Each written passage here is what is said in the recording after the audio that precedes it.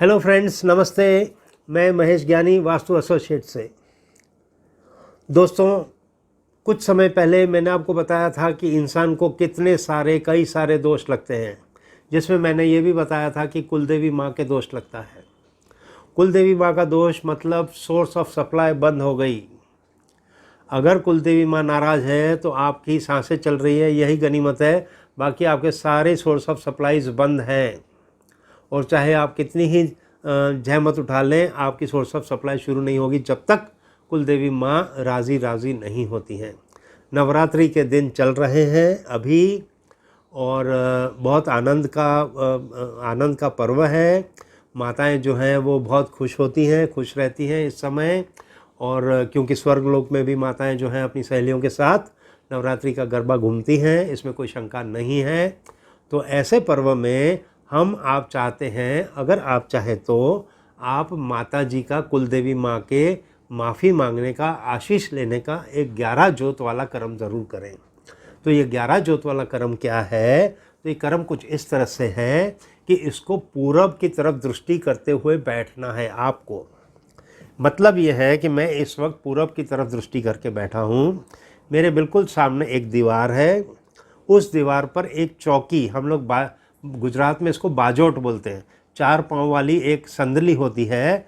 उस संदली के ऊपर, मतलब एक बाजोट के ऊपर, एक चौकी के ऊपर आपको लाल कपड़ा रखना है और ये चौकी को दीवार से सटा देना है। उसके बाद आपको माता जी का, आपकी कुलदेवी माँ की पिक्चर आपके पास होगी, और अगर नहीं है तो बाज़ार से ले आना। और अगर आपको वो भी नहीं है तो कोई बात नहीं, किसी शेरा वाली माँ का पिक्चर आप वहाँ रख देना। अगर आपको ये पता ही नहीं है कि आपकी कुलदेवी माँ कौन है तो भी कोई बात नहीं, आप शेरा वाली माँ का पिक्चर रखिए, और जब पूजा करें तब ये कहें कि हम नहीं जानते हैं कि हमारी कुलदेवी माँ कौन है, पर माँ आप तो माँ हैं, आप तो हमें जानती ही हैं, आप हमारी सेवा, हमारी अर्जी ज़रूर कबूल करना। तो आप नाम न लेकर के आप कहेंगे कुलदेवी माँ। ठीक है? ठीक है। तो अब आपने एक बाजोट लिया है, आप ईस्ट फेसिंग बैठे हैं। जो बाजोट है, जो चौकी है, वो आपने रख दी, उसके ऊपर लाल कपड़ा डाल दिया, आपने माता जी की पिक्चर फ्रेम रख दी, और अब ज़मीन पर, फर्श पर नीचे आपने 11 जोत जलाई है। एक सेंटर में, 5 इस तरफ, 5 इस तरफ, हो गई 11। जो खड़ी बत्ती है, आपको खड़ी बत्ती लगानी है। खड़ी बत्ती को आपको तेल में या घी में डुबो करके रखना है, और ये जो दिए हैं इनको पानी में भिगो करके फिर रखना। तेल में या घी में डुबो कर रखना है। मैं इसलिए कह रहा हूँ क्योंकि जब आप तेल में या घी में डुबो करके रखेंगे तो वो 7 से 8 मिनट तक ये दिया प्रज्वलित रहेगा। अगर आपने दिया भर दिया तो ये दिया जो है ये 1.5 घंटे तक चलेगा। तो आपकी पूजा 1.5 घंटे तक चलेगी। कलयुग में 1.5 घंटे का टाइम किसी के पास नहीं होता है। तो आप फिर कहोगे कि हम तो थक गए, यानी जी ने पता नहीं कौन सी सजा दे दी।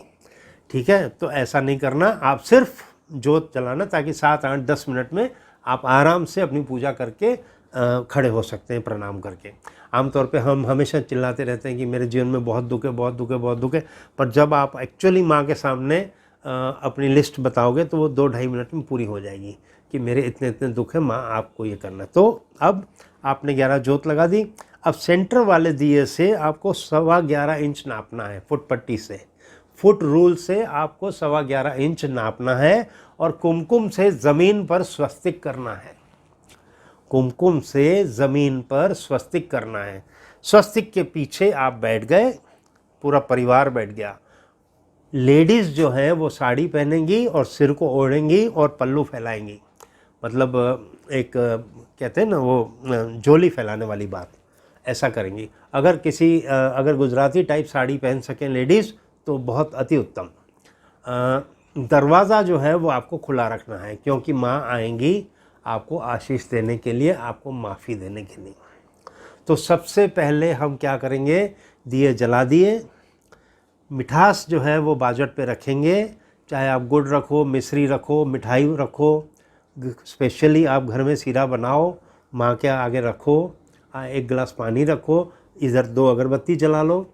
तो अब आपका सब तैयार हो गया। माँ विराजमान है बाजोट पे, दिए जल गए हैं, मिठास आपने रखी हुई है, पानी का ग्लास रखा हुआ है, 2 अगरबत्ती जलाइए, स्वस्तिक हो गया, पूरा परिवार बैठ गया है, हाथ जोड़ करके। गुजराती टाइप साड़ी पहनी है तो ठीक है, नहीं तो साड़ी पहननी है लेडीज़ को, सिर ओढ़ना है, झोली फैलानी है। अब आपका पहला शब्द क्या होगा? पहला शब्द होगा, क्योंकि मेरे गुरुदेव दादाजी ने ये कर्म बताया है तो आप कहेंगे गुरुदेव दादाजी आपके बताए अनुसार हम लोग कुल देवी माँ के 11 जोत वाला कर्म कर रहे हैं, आप आशीष दीजिए और कुल देवी माँ के आशीष दिलाइए। तो मेरे गुरु जो हैं दादाजी, उनके नाम का एक नाद कर देना और फिर कहना है कुल देवी माँ से कि हे श्री कुल देवी माँ, हम आज दादा के आदेश से कुल देवी माँ का आपका 11 जोत वाला कर्म कर रहे हैं। इस कर्म के दौरान आप हमें, हमारे बड़ों को, हमारे छोटों को माफ़ी दीजिए, आशीष दीजिए। अब आपकी प्रेयर अब शुरू होगी। माँ, आज हम बहुत खुश हैं कि आज हम 11 जोत वाला कर्म कर रहे हैं। श्री माता जी, सबसे पहले हम आपसे माफ़ी मांगेंगे।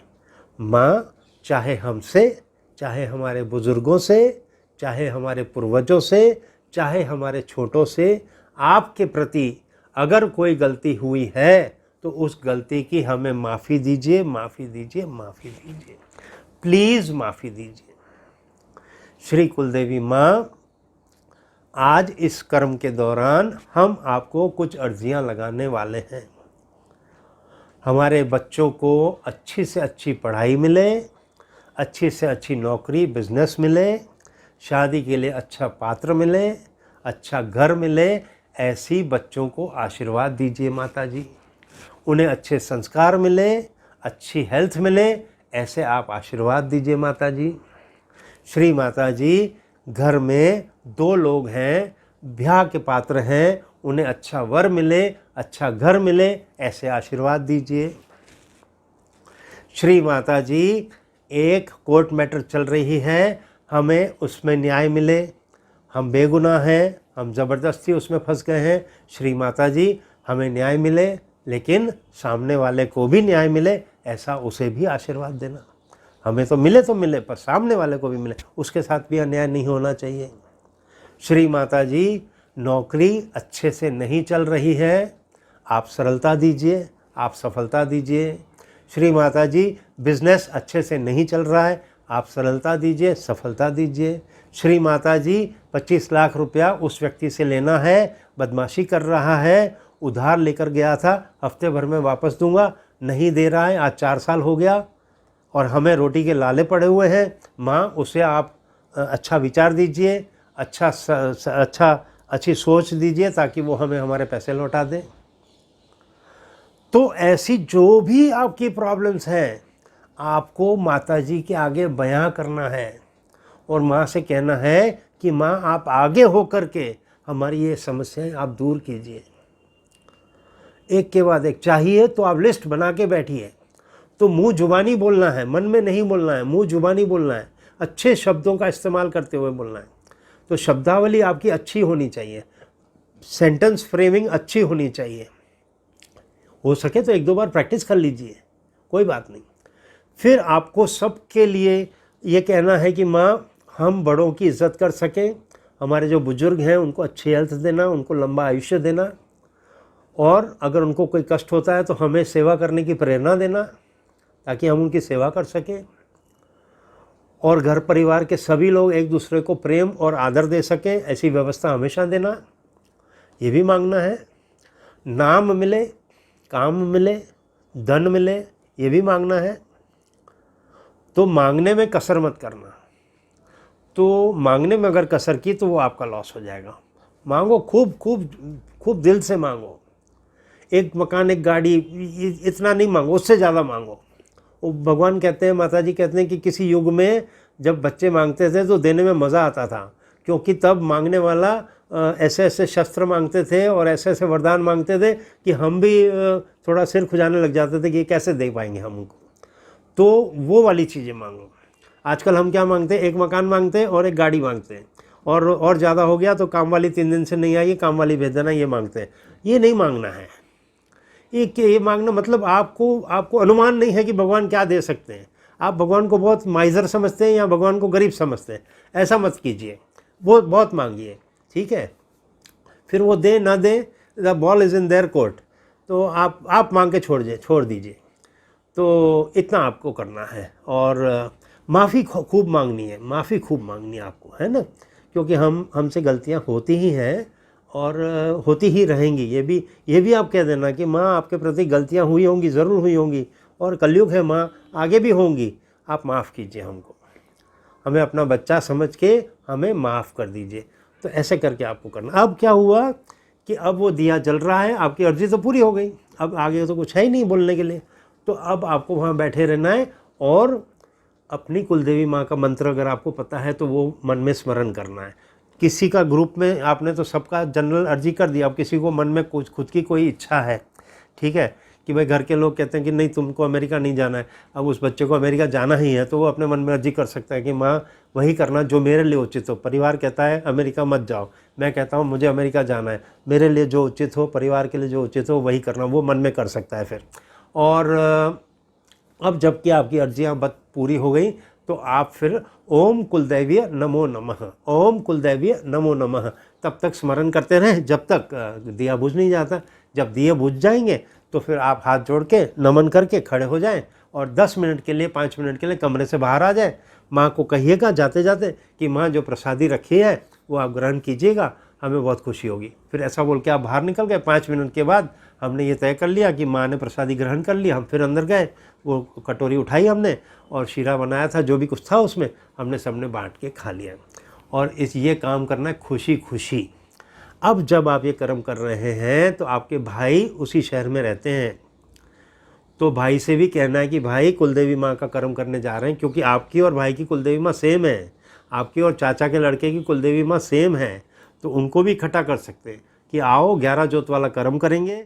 ये कर्म आपको करना है शाम 7 से 11 में, शाम 7 बजे से 11 बजे तक में आप ये कर्म कर सकते हैं, किसी भी दिन कर सकते हैं।